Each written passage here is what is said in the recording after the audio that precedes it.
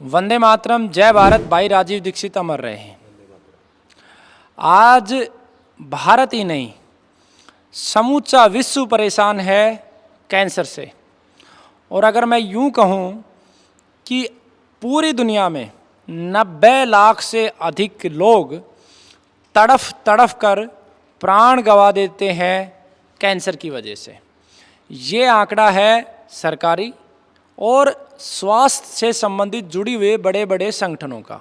वास्तविक आंकड़ा तो इससे कई गुना ज़्यादा होगा, क्योंकि जब बात आती है ग्रामीण अंचल की या आर्थिक रूप से तंग क्षेत्र की या देश की, तो उन देशों का आंकड़ा तो हॉस्पिटलों के अंदर कलेक्ट ही नहीं किया जा सकता। अखंड भारत स्वाभिमान अमर बलिदानी भाई राजीव दीक्षित जी की प्रेरणा से जो ज्ञान का दीपक भाई राजीव दीक्षित जी ने जलाया था, उस दीपक की रोशनी को अंतिम व्यक्ति तक पहुंचाने के लिए निरंतर प्रयासरत है। इसी कड़ी में आज हमारे बीच में एक ऐसे व्यक्तित्व हैं जिन्होंने माँ सरस्वती की कृपा से अपनी वाणी के माध्यम से भारत के अंतिम व्यक्ति तक स्वास्थ्य के विषय की जानकारी देने का बहुत ही उत्तम कार्य किया है।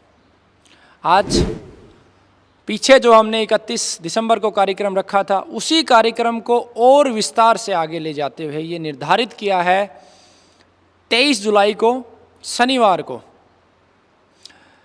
चंद्रशेखर आज़ाद के जन्म दिवस के अवसर पर इस देश को आज़ाद कराने के लिए अपने प्राणों की आहुति देने वाले उस महान योद्धा चंद्रशेखर आज़ाद जी के जन्म दिवस के अवसर पर समूचे विश्व को कैंसर से आज़ादी दिलाने के लिए एक युद्ध का आगाज किया जा रहा है। इसका मुख्य जो कार्य रहेगा कि भारत ही नहीं, समूचे विश्व में जहाँ कहीं भी एलोपैथी चिकित्सा के अतिरिक्त किसी भी पद्धति से चिकित्सा हो रही है, जिन्होंने भी एक रोगी कैंसर का ठीक हुआ है, वो इस महासम्मेलन में ज्ञान के इस युद्ध में मानवता की विजय के लिए, प्रकृति की विजय के लिए, जीव हत्या को रोकने के लिए और संसार को दुखों से मुक्त करने के लिए और कैंसर को विश्व से समाप्त करवाने के लिए सभी वो योद्धा एकत्रित उस कार्यक्रम में होंगे। उस कार्यक्रम की जो मूल अवधारणा है, जो भी व्यक्ति कैंसर पे कार्य कर रहा है और जिन्होंने भी एक व्यक्ति कैंसर का ठीक किया है, तो उनका ज्ञान इस समय इस राष्ट्र ही नहीं, समूचे विश्व के लिए सबसे बड़ी संपदा है।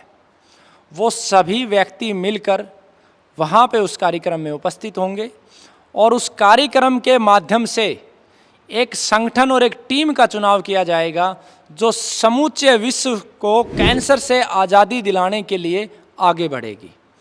उस टीम में वो सभी लोग शामिल होंगे जिन्होंने एक भी व्यक्ति कैंसर का ठीक किया है। उस टीम का नेतृत्व उस सभा में उपस्थित सबसे अनुभवी व्यक्ति को नेतृत्व दिया जाएगा और उसके नेतृत्व में ये टीम पूरे विश्व में कार्य करेगी। इसकी जो कार्य प्रणाली होगी, ये 2 स्तर पर कार्य करेगी।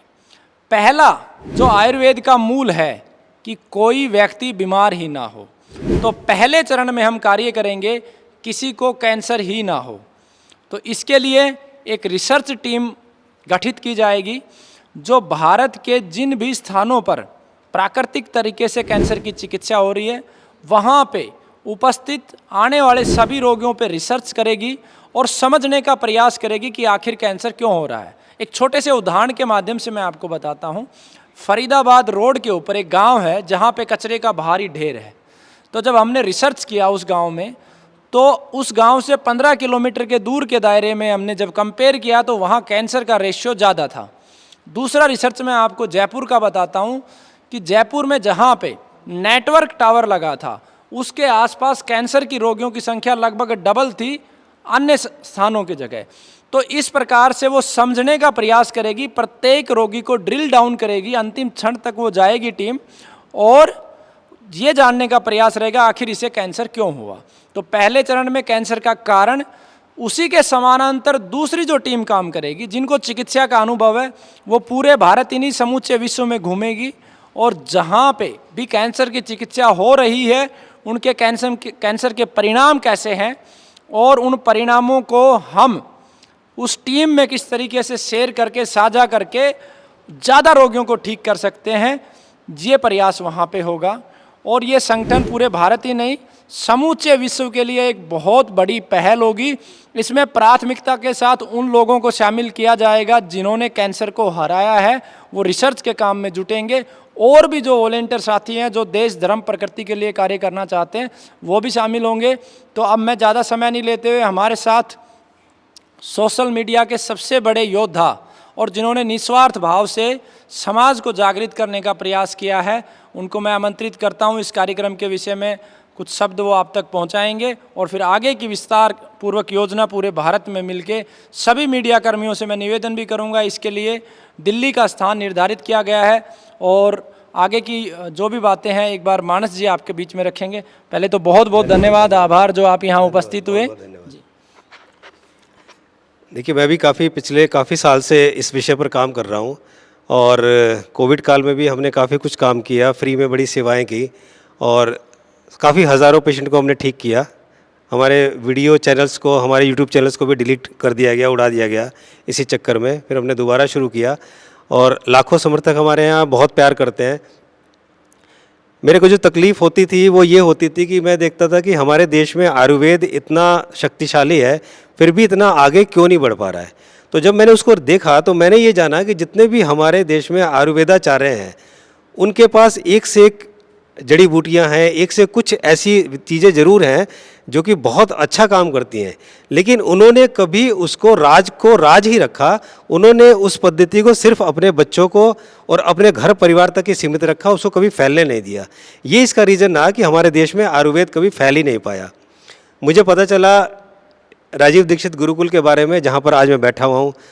मुझे पता चला आचार्य भाई जी का कि कैसे ये लोग इतने प्यार से, इतनी आसानी से और इतनी सुविधा देकर थोड़े से पैसों में इतनी सब सेवाएं दे रहे हैं।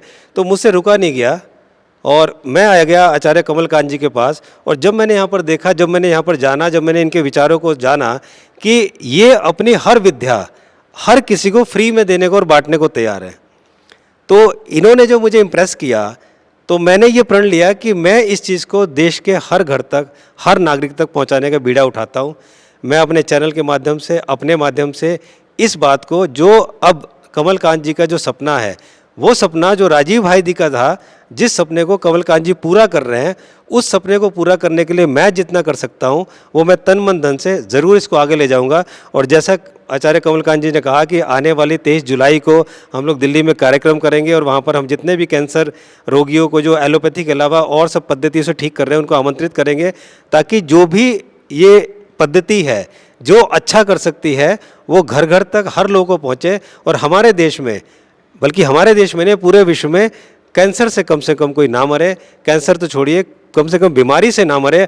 अगर किसी आदमी की मृत्यु हो तो या तो वो एक्सीडेंट से मरे और या वो उम्र ज़्यादा होने की वजह से मरे, बाकी तीसरा कोई कारण इसका ना हो। तो मैं बड़ा आभारी हूँ भगवान का, बहुत शुक्रिया अदा करता हूँ भगवान का कि उन्होंने मुझे ये बुद्धि दी कि मैं यहाँ आज इस गुरुकुल में बैठा हूँ और आचार्य कमलकांत जी के साथ हूँ। Thank you so much. Thank you. बहुत बहुत धन्यवाद। तो आप सभी अखंड भारत स्वाभिमान के कार्यकर्ताओं से मेरा निवेदन है कि आप इस सूचना को ज़्यादा से ज़्यादा फैलाएं, ताकि आपके क्षेत्र में जो भी विशेषज्ञ है, जिसके पास जो ज्ञान है, उस ज्ञान को सजो के हम अंतिम व्यक्ति तक पहुंचा सकें और कम से कम भारत, जिसे विश्व गुरु कहा जाता है, वो फिर से अपने ज्ञान के प्रकाश से चंद्रशेखर आज़ाद जी के जन्म दिवस से जो ये बीड़ा स्टार्ट होगा, इसके माध्यम से उन शहीदों को श्रद्धांजलि देते हुए पूरे विश्व को कैंसर मुक्त कर पाए। ईश्वर से प्रार्थना है और ईश्वर की शक्ति से, गौमाता की शक्ति से, प्रकृति माँ की शक्ति से इस कार्य को निश्चित रूप से हम सब मिलके करेंगे। वंदे मातरम, जय भारत, जय गौमाता। भाई राजीव दीक्षित अमर रहे। फोटो लेना है तो एक फोटो